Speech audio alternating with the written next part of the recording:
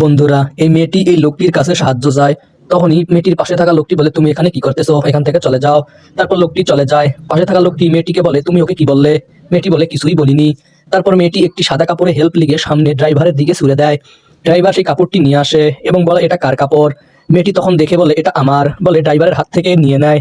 তখনই সেই লোকটি আবার বাসে আসে। তারপর সে হাত দেখিয়ে বলে, আমি পুলিশকে ফোন করেছি। তারপর রাত হয়ে যায়। লোকটি অসুস্থ হওয়ার নাটক করে যাতে ড্রাইভার গাড়ি থামায়। তারপর মেয়েটির পাশে থাকা লোকটি এই লোকটির কাছে আসে এবং দেখে ইনি সেই লোকটি যার সাথে সকালে মেয়েটি কথা বলেছিল। তখন লোকটির সন্দেহ হয়। তারপর সে মেয়েটির পা দেখে, সেখানে হেল্প লেখা ছিল। তারপর সে লোকটির কলার ধরে এবং তখনই মেয়েটি পিছন থেকে তার ঘাড়ে আঘাত করে। তারপর কি হলো তা দেখার আগে আপনি যদি এই ছবি দুটিকে ভালোবেসে থাকেন তাহলে অবশ্যই ভিডিওতে লাইক সাবস্ক্রাইব করে যাবেন। যদি না করেন তাহলে বুঝবো আপনি ছবিটিকে ভালোবাসেন না। জানি খুব কম লোকই আছে যারা এই ছবিটিতে লাইক করবে। তার সাথে ভিডিওটি শেয়ার করে যাবেন।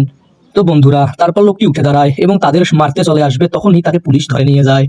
বন্ধুরা, লোকটি মূলত একজন অপরাধী ছিল।